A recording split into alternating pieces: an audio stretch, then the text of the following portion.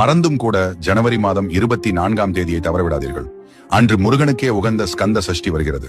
அன்று வெறும் 10 ரூபாய் செலவில் இந்த ஒரு பொருளை வாங்கி முருகனை நினைத்து உங்களது வீட்டில் வைத்தால் போதும். முருகன் உங்களது வீட்டிலே குடியிருப்பார். நீங்கள் ஒரு தீவிர முருக பக்தராக இருந்தால் இந்த பதிவை லைக் செய்யுங்கள். முருகனின் அருள் இருப்பதால் தான் இந்த தகவல் இன்று உங்களை தேடி வந்துள்ளது. அவருக்கு நன்றி சொல்லும் விதமாக மறக்காமல் ஓம் முருகா என்று கமெண்ட் செய்து, தை மாத வளர்பிறை சஷ்டி, இது சாதாரண நாள் அல்ல. உத்தராயண புண்ணிய காலத்தின் முதல் சஷ்டி. இது ஸ்கந்த சஷ்டி என்றும் அழைக்கப்படுகிறது. அன்று எடுக்கும் முயற்சிகள் அனைத்தும் அந்த ஆண்டு முழுவதும் வெற்றியை தரும் என்பது ஐதீகம்.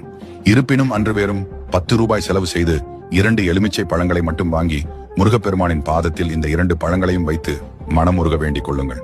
பின்பு ஒரு பழத்தை எடுத்து சாறு பிழிந்து அருந்துங்கள். இது உங்கள் உடலுக்கும் ஆன்மாவிற்கும் நேர்மறை ஆற்றலை தரும்.